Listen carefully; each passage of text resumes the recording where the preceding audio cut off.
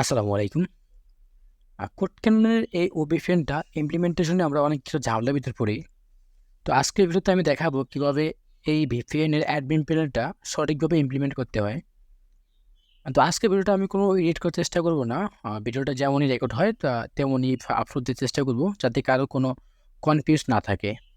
তো first of all হচ্ছে আপনি এটা এখান থেকে ডাউনলোড করে এক্সট্রাক্ট করে নেবেন। এ পর্যন্ত আশা করি সবাই পড়েন।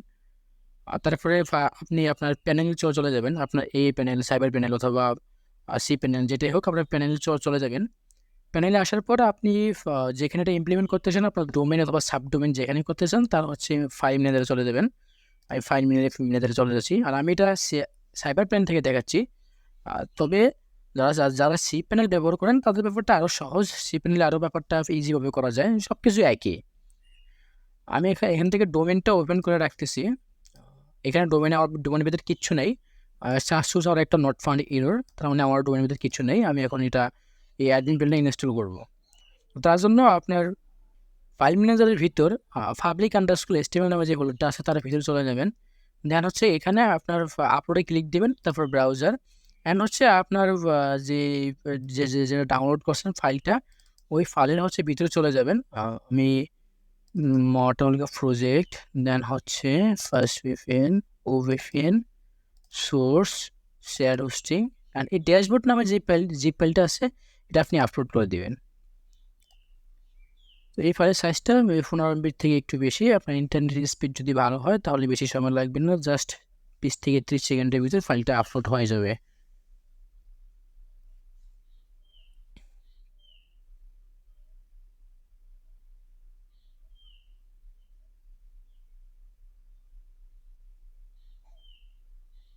আচ্ছা, ফাইলটা আপলোড কমপ্লিট। দেন হচ্ছে কি আপনি এখান থেকে বের হয়ে যাবেন অ্যান্ড হচ্ছে গিয়ে এই ড্যাশবোর্ড এই ফাইলটা আপনি এক্সট্রাক্ট করবেন। আচ্ছা, এটা আমি এক্সট্রাক্ট করে নিচ্ছি।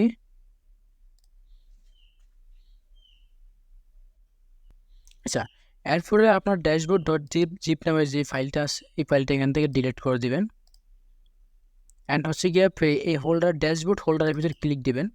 এখানে যতগুলো ফাইল আছে সবগুলো ফাইলের সিলেক্ট অল দিবেন। দেন হচ্ছে এখান থেকে মুভে ক্লিক দিবেন। মুভে দেওয়ার পরে এখানে পাবলিক আন্ডারস্কোর এসটিএমএল স্ল্যাশ যে ড্যাশবোর্ড হোল্ডারটা আছে এই লেখাটুকু আপনি এখান থেকে মুছে দিবেন। আপনার ডোমেনের ভিতরে এটাকে হচ্ছে মুভ করে দিবেন। আচ্ছা, এখান থেকে আমরা বের হয়ে যাব। এখন এই পাবলিক_stm নামে যে হোল্ডারটা আছে এটা খুবই এমটি একটা হোল্ডার। এই হোল্ডারের ভিতরে কিচ্ছু নাই, সো এই হোল্ডারটাকে আমরা রাখবো না, এটাকে আমরা ডিলিট দিয়ে দেবো। আচ্ছা, এখন যদি আমার ডোমেনটাকে রিফ্রেশ করি তাহলে ডোমেনে কিছু আসবে না, কারণ এখনও আমাদের টার্গেটের যে হোল্ডারটা আছে ওটা এখানে সেট আপ করা লাগবে। ওটা করার জন্য এই পাবলিক নামে যে হোল্ডারটা আছে এই হোল্ডারটাকে আমরা রিনেম করব।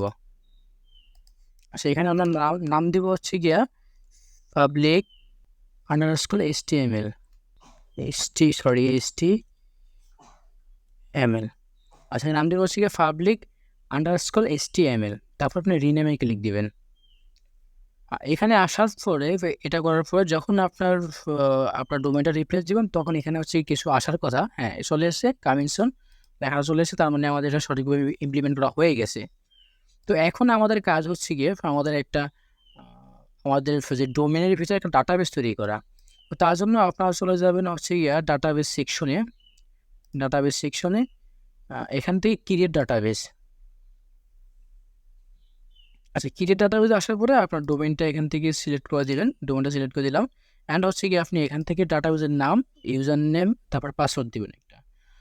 সো ডাটাবেসের নামটা আপনি যাই দেন তার আগে কিন্তু আপনার ডোমেনের প্রথম 4 অক্ষর শো হবে, তারপর আন্ডারস্কোর দিয়ে আপনার সেই নামটা শো হবে। তো আমি এখান থেকে দিয়ে দিলাম ভিপিএন, ইউজার নামটাও সেম দিয়ে দিলাম ভিপিএন।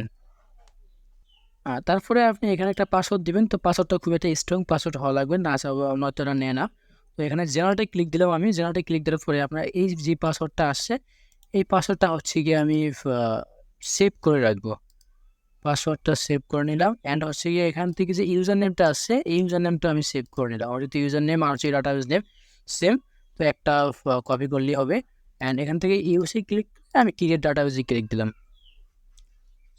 সো আমার ডাটাবেসটা সম্পূর্ণভাবে ক্রিয়েট হয়ে গেছে। তারপরে এখান থেকে আমার যে ডাটাবেসের পিএসপি মাই অ্যাডমিন আছে আমি এখানে পিএসপি মাই অ্যাডমিনে চলে যাব। না, এটা অটো অ্যাক্সেস হয়ে যাবে আপনার সি প্যানেলে। যদি কারো বা সি প্যানেল থাকে তাহলে সেখান থেকে ব্যাপারটা আরও ইজি। আর সবগুলো ব্যাপার একই, সবখানে একই সিস্টেম। আর শুধু আপনার এই পিএসপি মাই অ্যাডমিন ডাটাবেস এগুলো হচ্ছে খুঁজে বের করতে হবে। তবে সি প্যানেল এগুলো খুব সামনে আছে, খুব ইজিভাবে করা যায়। তো আপনি যে ডাটাবেস যে নামটা দিয়েছেন দেখবেন সেখানে এই যে এই নামটা আছে TKAP আন্ডারস্কোর VPN, এখানে ক্লিক দেবেন। এখানে এমটি একটা প্রজেক্ট, এখানে কিচ্ছু নাই। তো ফার্স্ট অল কাজ হচ্ছে আমাদের এখানে ইম্পোর্টে ক্লিক দেওয়া অ্যান্ড হচ্ছে ব্রাউজার। সো এখানে db.sql নামে যে ফাইলটা আছে এটা আমরা আপলোড করে দেবো। এটা আপলোড দেওয়ার পরে আমি গোতে ক্লিক দিব। হ্যাঁ, আমার ফাইলটা সম্পূর্ণভাবে কমপ্লিট হয়ে গেছে, আপলোড হয়ে গেছে। অ্যান্ড হচ্ছে কি আমাদের কাজ হচ্ছে আমরা এখানে যাওয়া অ্যান্ড হচ্ছে একটু নিচে স্ক্রল করা, দেন হচ্ছে এখানে .env নামের যে ফাইলটা আছে এটাকে আমরা এডিট করা, এটাই ক্লিক দিলাম। তারপর হচ্ছে একটু নিচে চলে যাবেন অ্যান্ড এখানে হচ্ছে গিয়ে আপনার যে ডাটাবেজের নাম আছে বা ইউজার নাম আছে এটাকে কপি করবেন। আমার যেহেতু ডাটাবেজের নাম আর ইউজার নাম সেম, তখন হচ্ছে গিয়ে ডাটাবেজ নেম এখানে আমি এটা দিয়ে দিব। আর এখানে ইউজার নামটাও কপি করে আমি সেমটাই দিয়ে দেবো, কারণ আমার ইউজার নাম ডাটাবেজ সেম। অ্যান্ড হচ্ছে গিয়ে যে পাসওয়ার্ডটা আছে আমাদের পাসওয়ার্ডটা কপি করেছিলাম, ওই পাসওয়ার্ডটা এখান থেকে কপি করে পাসওয়ার্ডটা এখানে পেস্ট করে দেব। তো আমাদের কাজ শেষ, কমপ্লিট। অ্যান্ড হচ্ছে এখান থেকে সেভে ক্লিক দিব। আচ্ছা, এখানে আসার পরে এখন আমাদের ডোমেইনের পাশে এখানে স্পেস দিয়ে তারপর হচ্ছে অ্যাডমিন লিখবো, অ্যাডমিন। হ্যাঁ, আমাদের এটা সম্পূর্ণ সঠিকভাবে ইমপ্লিমেন্ট হয়ে গেছে। তো আমাদের ডিফল্ট যে হচ্ছে গিয়ে ইমেলের পাসওয়ার্ড থাকবে ওটা হচ্ছে গিয়ে admin@obpn.com অ্যান্ড পাসওয়ার্ড হচ্ছে গিয়ে 1 2 3 4 5 6। তো আমরা এখানে লগ ইনে ক্লিক দেবো। আচ্ছা, লগ ইনে ক্লিক দেওয়ার পরে আমাদের এটা সঠিকভাবে ইমপ্লিমেন্ট হয়ে গেছে। এখন হচ্ছে গিয়ে আপনার ফার্স্ট হল কাজ হচ্ছে আপনি এখানে অ্যাডমিনে ক্লিক দেবেন, অ্যাকাউন্ট সেটিংয়ে ক্লিক দেবেন অ্যান্ড হচ্ছে গিয়ে এখানে আপনার ইমেলটা চেঞ্জ করা। তো ফার্স্ট অফ অল আপনি ইমেলটা চেঞ্জ করে সেভ চেঞ্জে ক্লিক দেবেন। তারপরে পাসওয়ার্ডটা চেঞ্জ করে কনফার্ম পাসওয়ার্ডটা এখানে আবার দেবেন। দেন হচ্ছে গিয়ে আপনি এখানে সেভে ক্লিক দেবেন। হ্যাঁ, তো এই হচ্ছে গিয়ে আপনার ড্যাশবোর্ড। এখান থেকে আপনি সার্ভার অ্যাড করতে চান তাহলে অ্যাড এ নিউ সার্ভার, এখানে ক্লিক দিয়ে এখানে হচ্ছে গিয়ে আপনার সার্ভারের নেম, এখানে হচ্ছে গিয়ে সিটি যদি থাকে তাহলে দেবেন, না থাকলে না দেবেন, কোনো সমস্যা নেই। তারপর আইপি অ্যাড্রেসটা দেবেন, এখানে ফ্রি ফেড দুটাই করা যায়। অ্যান্ড হচ্ছে কি এখানে যে ক্যাপাসিটি আছে ক্যাপাসিটি আমি রিকমেন্ড করবো সবসময় 10,000 দেওয়া।